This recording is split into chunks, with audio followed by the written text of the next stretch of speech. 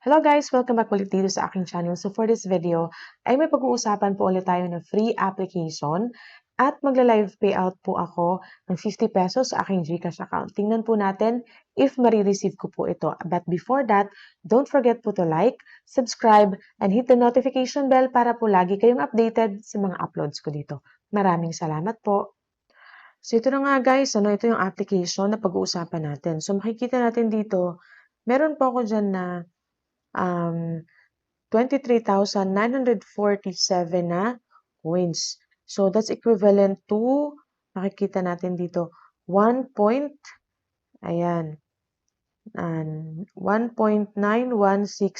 pesos. So, ito po yung, pag i-click nyo po yung sa taas, ito, yan, makikita natin dyan kung paano tayo makapag-withdraw. So, dito po pala, makakapag-withdraw po tayo sa PayPal if you want. Pinakamaliit is 5 USD. Pero kailangan nyo po ng 80,000 coins. Dito naman sa GCash, mas madali. Kasi 6,000 coins lang, that's already equivalent to 12 pesos.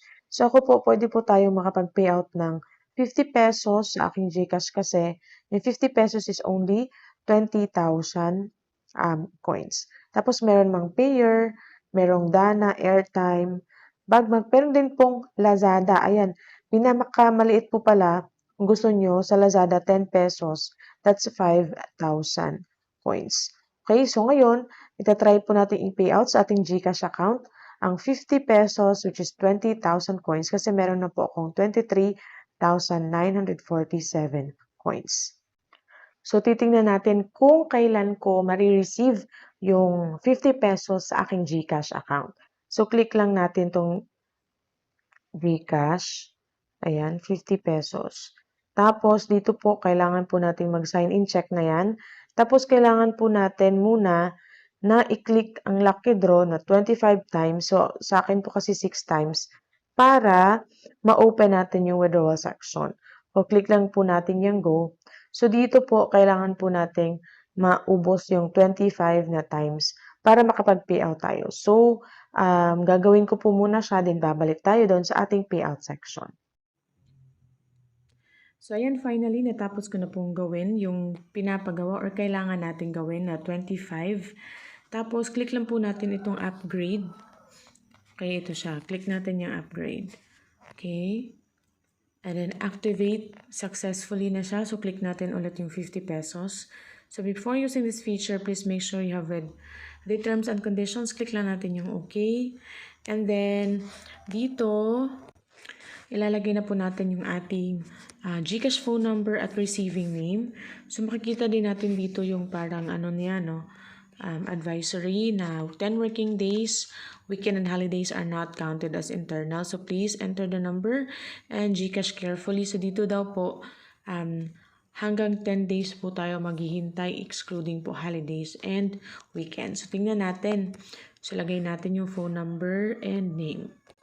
So, ayan po, na-click ko na po yung redeem now. Sabi niya, under review, please wait patiently. It will arrive 3 to 15 days. So, hihintayin pa po natin kung kailan yan darating. And if darating na po yan, ay panigurado ay i-update ko po kayo. So, click po natin yung okay. Ayan. And makikita nyo po dito, reviewing pa po kayong status niya. So, hihintayin po natin yan. So, balik tayo dun sa application.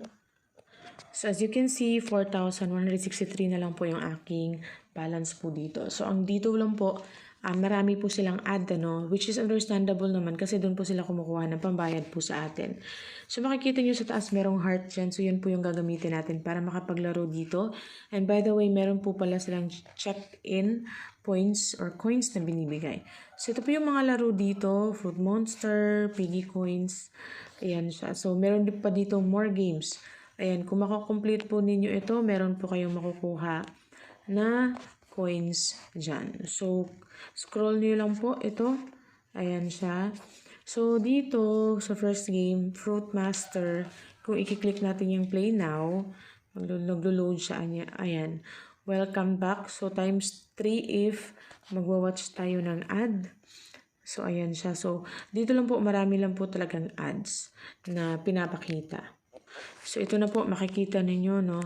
So, kailangan unlock lang natin. So, dito po, kailangan lang natin i-upgrade yung mga fruits. para makapag-ano tayo, maka-merge tayo ng fruit. So, mag-merge lang po tayo dito. Okay? So, ayan. Ito yung mga fruits or mga stars na binibigay each fruit. So, ayan. So, kung bibili tayo ng fruit, click lang po natin ito. So, we need 21 stars. So, meron naman akong 4.8 million stars. So, click natin yan. Tapos, may box. Tapos, i-merge nyo lang. Tapos, level 4. Merge ulit. Ayan. Ayan siya. So, mi-merge lang natin. Ayan. And then, ano na tayo? Ayan. So, ganun lang po siya. Mag-merge lang po. Ayan. Para makadami tayo ng mga, fruits. Ayan. So, ayan. May nakuha po tayong 50 coins. So, if you want to watch an ad, magka-times 2 po yan. Okay? So, for now, hindi ko muna siya ita-times 2. Click lang natin yung continue. So, ganyan lang po dito. So, kung gusto nyo pong maglaro, ay ganyan lang. Okay? So, click natin ito. Ayan siya.